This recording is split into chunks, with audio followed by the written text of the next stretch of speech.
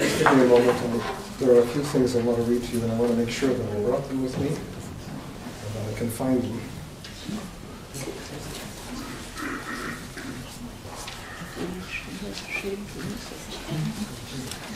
A couple of interesting emails that I received today and yesterday. Where are they?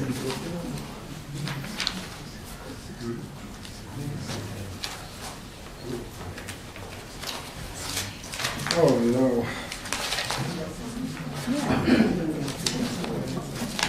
think I must have left them up. Give me just a moment. Here they are. Good. It's been a very disorganized day. It really has. My truck didn't start. Luckily, I had this little Pontiac that apparently went out of business, but still runs. Can you hear me? No? No.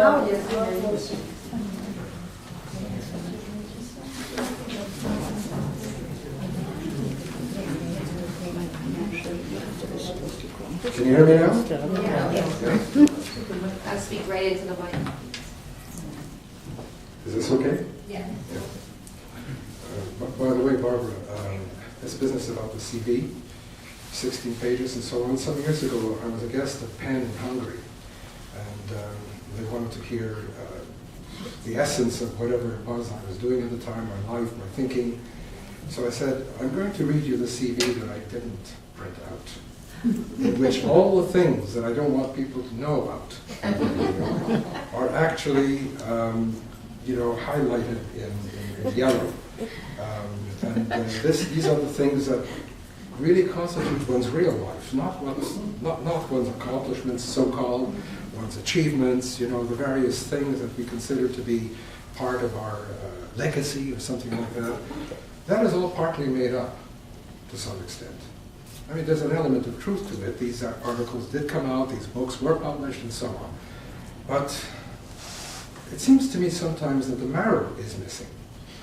So I let them know who I really was, and the kinds of things I really did, and some of the dreams that I would have that I would never write about, and some of the desires that I experienced that I would never tell anybody. And of course, I was practically run out of the country on a rail as a result. They never invited me back. There are certain times when one maybe shouldn't have a way with the truth. It's okay, I'll just...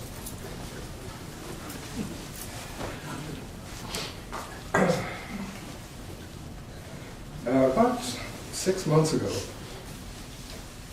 I was interviewed by Barbara's son, Jonathan Johnny Kay, who is, as you all know, an editor at the National Post, and is working on a new book having to do with, from what I understand, with conspiracies, conspiracy theories, conspiracy mongering, this whole kind of conspiratorial zeitgeist that we live in today. I mean, who really brought down the Twin Towers? Well, we know that it was Charlie Brown and Mickey Mouse together. And who is responsible for what is going on in Egypt today? Well, clearly it's obviously... It's the Mossad. No, it's not even the Mossad. We know it's Schwartz's. They want to open up, several new smoke meat outlets in Cairo or something like that. Anyway, I'm not sure what the subject of Johnny's book is, and I don't even know why he interviewed me. He came over to our house, and we had something rather innocuous together. You're in the book. Oh, yeah? Yeah. Uh-huh. Well, he asked me, he said, he knows what I'm going to talk about tonight. How did you used to be, so to speak, on the left. How is it that after 9/11, you found yourself on the right when most of your friends and colleagues remained on the left? 9/11 didn't seem to shake them at all. If anything, it seemed to reconfirm their convictions, their utopian convictions that they held since their university days and perhaps even before. How come, he said to me, he asked me, how come you moved in that direction and the others didn't? The people you knew, your colleagues and so on. I said, well, simple, Johnny, it's smarter than they are. Which, of course, I was kind of kidding, but on the other hand, it's not hard to be smarter than they are. All one has to do is think clearly and look at the evidence and the information and take it into account and not try to explain it away.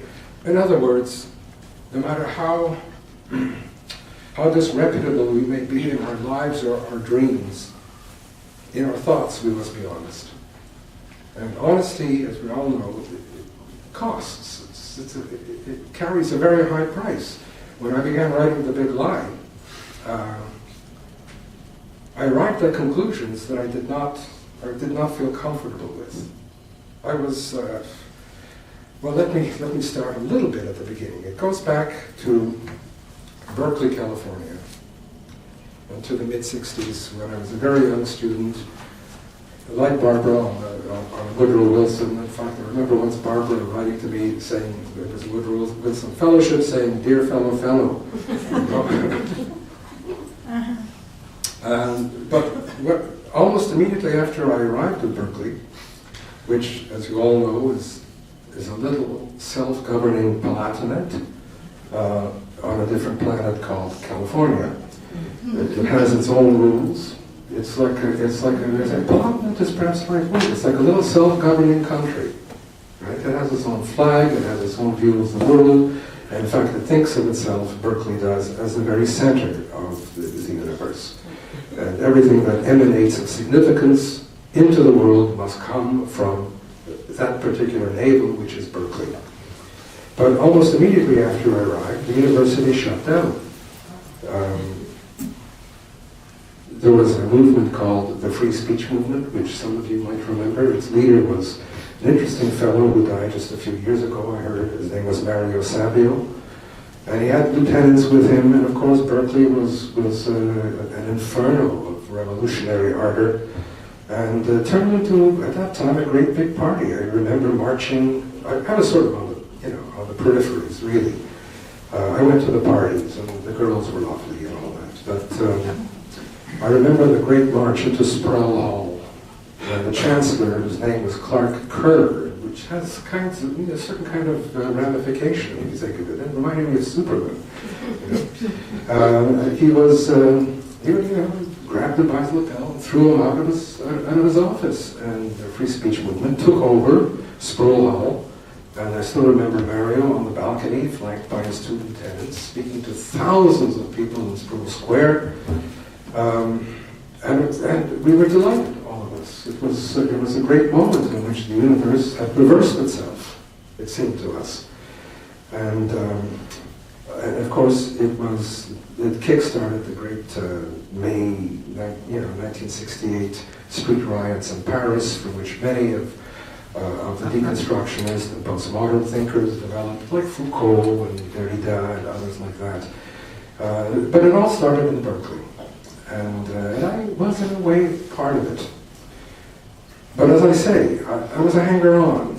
I was never really, as people have written about me, a hard leftist. I mean, I read Marx, as a university student. I read Hegel. Didn't understand a word that emerged from that nocturnal atmosphere, which is Hegel's study of the spirit of mankind and its phenomenology. Didn't understand anything much of it. And I don't think anybody ever did, actually. But we do have to pretend that we understand Hegel, and that we understand Herbert Marcuse, and that we understand the Frankfurt School. The art of love we can understand, that kind of thing. But we were very good at pretending, and we were also very good at, how shall I put it, at igniting a kind of attitude in which we felt that we were central to God's plan.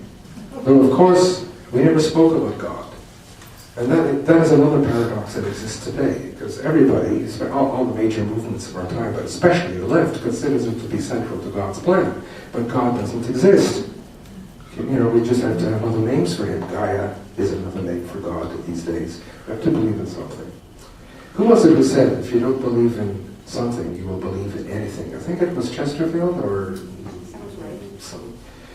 Anyway, so this is what was going on at Berkeley, and it's curious because I now work with David Horowitz at Front Page Magazine, and he was there at approximately the same time, a few years my senior, And he was really involved in the violence of the movement, the part that we didn't really talk about much, you know, the Black Panthers and so on. And I still remember the Black Panther table at the entrance of the university, just off Telegraph Avenue, with these guys standing there and threatening everybody, delivering literature, but, you know, from hand to hand, but threatening you if you didn't accept it. You couldn't just walk by the table or you'd get beaten up. And we know that this is what has happened recently with the new Black Panther movement, which I'll speak about in a moment, and the Department of Justice in the United States, and what they're doing about it.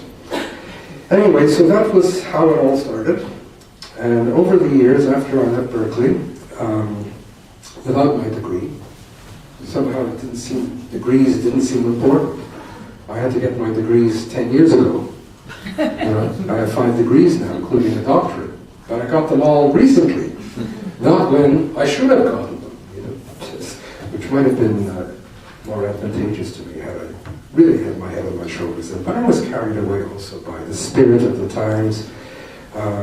Years went by, I came back to Montreal, I went back to McGill, took a degree in philosophy, then became a bum, you know, hung around the streets of Montreal, divorced my first wife, didn't have a place to stay, didn't have any money, and moved into the 3rd floor of, what is that building called at McGill where they hold concerts sometimes? Geography department used to be on the 3rd floor, the Victorian building. I moved into an office in the geography department, got to know the people there. I lived there for 3 months with my record player and my new girlfriend and no money, and it was great. But I was still a student, so when the time came, I didn't attend classes. When the time came to hand in a paper, I think it was on Kant, and I had read Kant years ago but couldn't remember anything, so I just spent 2 days high on something, I think, and wrote a paper, which I just threw in all kinds of names, I had no idea what I was talking about. Luckily, the class that I was in was taught by 2 professors, Francophone professors from the University of Montreal, who knew very little English. And at the same time, they were teaching in tandem and quarreling with one another constantly. So I figured I had a chance, and I got the second highest grade in the class. And all that was part of that particular epoch.